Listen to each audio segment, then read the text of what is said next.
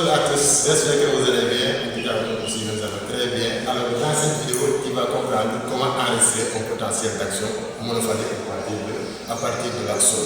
Donc, pour commencer, la stimulation de l'action, la stimulation de la fibre nerveuse peut être chez lui en influx nerveux. Cet influx nerveux peut être enregistré par le principe de l'oscilloscope. Pour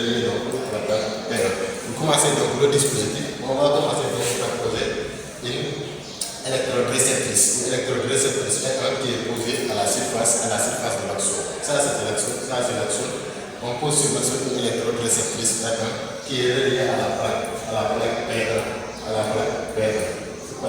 Donc cette plaque R1 là, donc on va connecter sa zone à la plaque P1. Donc ça veut dire que P1 a le même signe que P2. Pour commencer l'action, donc comme vous le savez, l'action c'est servi à l'extérieur positivement. Donc l'action est servie à l'extérieur positivement et à l'intérieur, l'action est servie négativement. Donc il y a deux types de charge, une charge intérieure négative et une charge extérieure positive.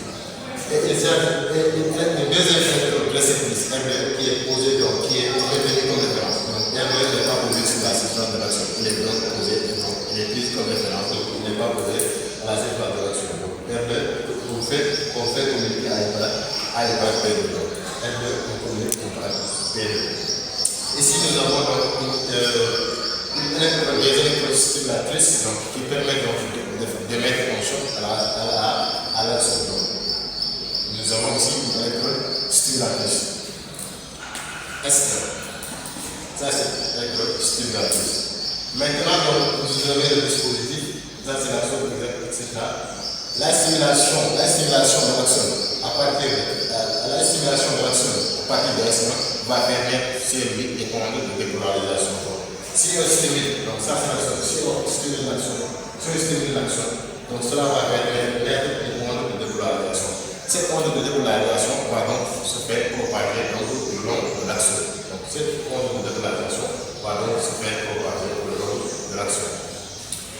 Si on stimule donc l'action, cela va permettre cette onde donc va se déplacer le long de l'action, arriver ici donc.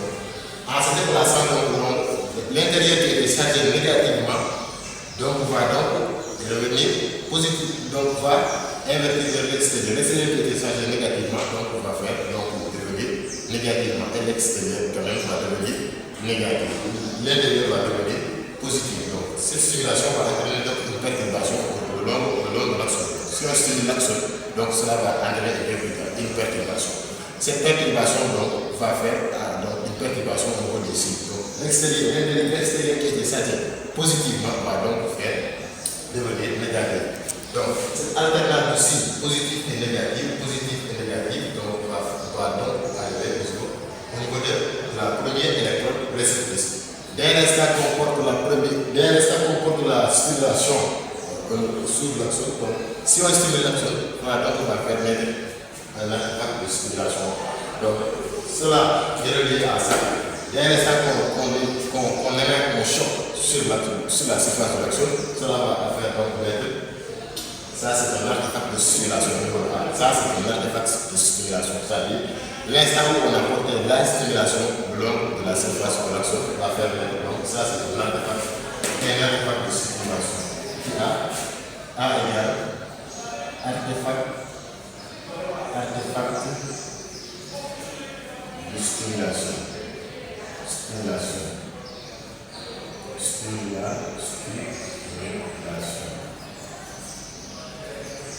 Donc, après cet artefact de stimulation, vous voyez donc cet intervalle A et B. Il est resté constant. L'intervalle A et B. Donc, puisqu'on a apporté la stimulation le long de la surface de l'action, l'onde va se déplacer, donc va se propager le long de l'action.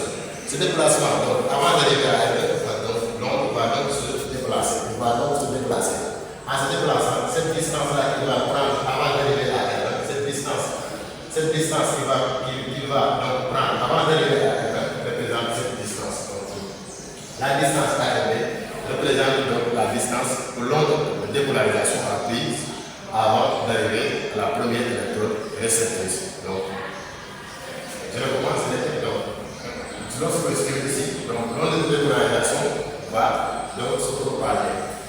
propagant, avant d'arriver à la première électrode réceptrice, il va donc prendre un temps. Donc, le temps qu'il va donc prendre avant d'arriver à la première électrode réceptrice représente le temps de latence. Donc, le temps de latence représente le temps dont l'infini acquise avant d'arriver à la première électrode réceptrice. Donc, ça, c'est le temps de latence. Entre A et B, c'est le temps de latence. A et B.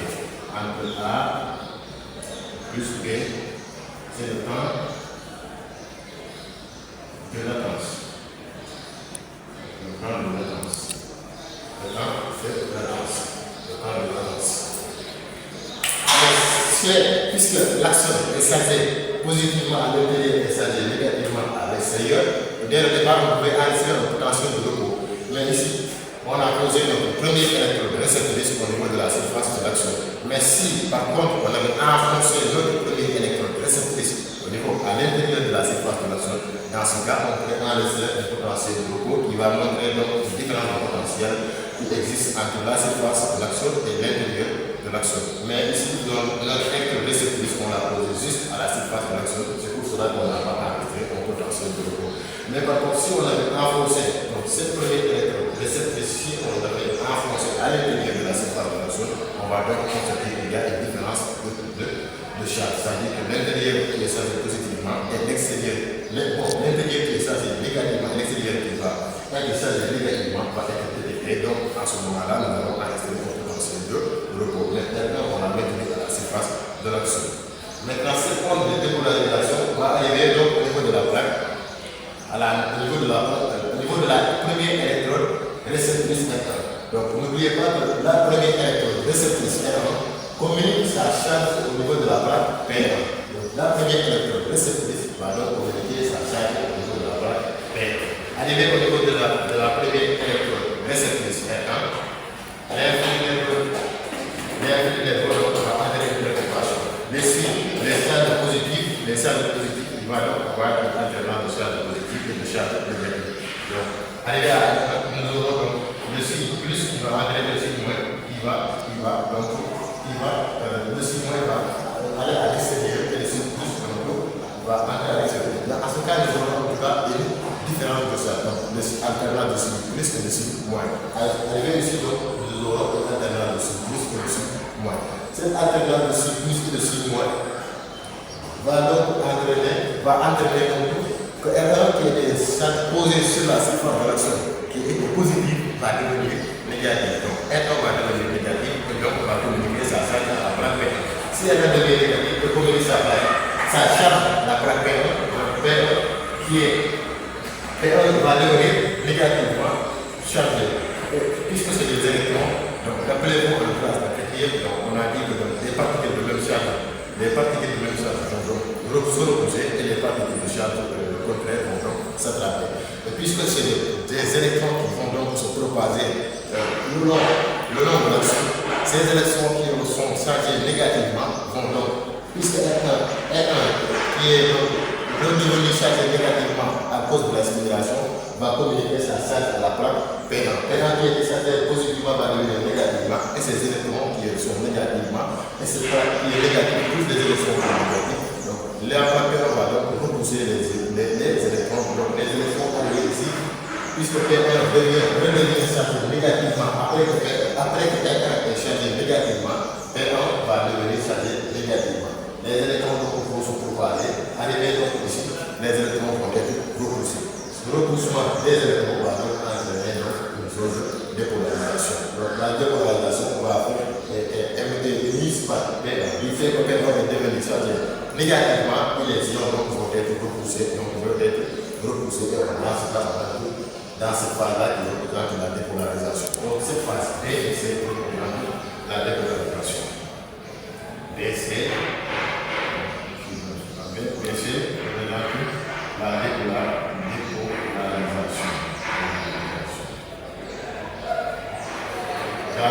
Donc ici nous entrons à la phase de dépolarisation. Une fois donc que les électrons vont être repoussés vers le haut, donc nous enregistrons une dépolarisation, c'est-à-dire cette phase de dépolarisation. Ensuite nous aurons cette phase de, donc les électrons qui étaient chargés négativement vont être repoussés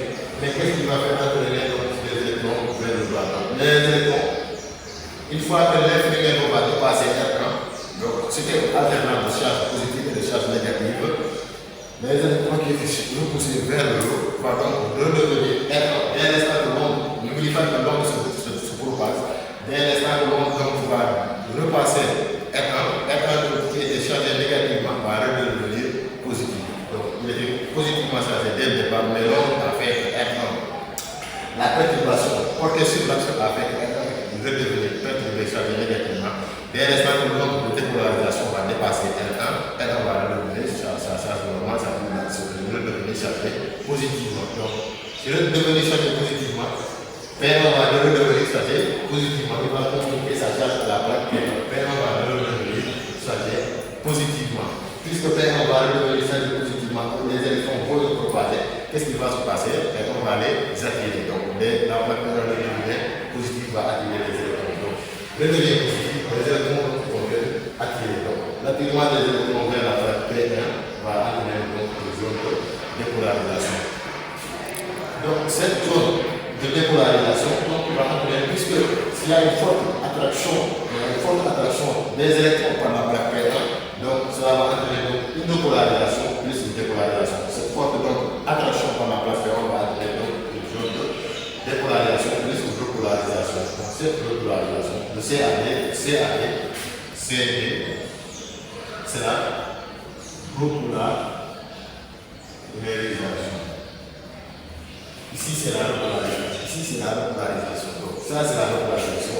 Donc plus peut-être c'est une zone de repolarisation. Cette zone de repolarisation, donc cette forte attraction de la plaque par les électrons va entraîner donc les électrons vont être fortement attirés par la plaque. Donc ça va être une repolarisation plus une interpolarisation. Donc après l'onde de polarisation va donc se propager. L'extérieur va redevenir normalement chargé positivement et puis nous avons donc à une seconde repolarisation qui va redevenir normalement. Cette D par DC, donc c'est une repolarisation plus donc va redevenir normalement. Et ça, le complet donc va représenter une accélération monophasique. Pourquoi c'est une monophasique? Parce qu'il y a une seule phase. Donc c'est ça qu'on appelle un potentiel d'action monophasique. Voilà. J'espère que tu as compris comment enregistrer un potentiel d'action monophasique et ces différentes phases. Donc, n'hésitez pas de vous abonner, ça vous ferait vraiment plaisir. Et likez la vidéo s'il vous plaît. N'hésitez pas de vous partager. Laisse-moi un commentaire s'il y a quelque chose que je n'ai pas encore dit ou quelque chose que tu n'as pas compris, que je ne peux pas comprendre. Donc, activez la notification. Donc, nous vous invitons pour une prochaine vidéo. Merci de nous avoir suivis. C'est bon.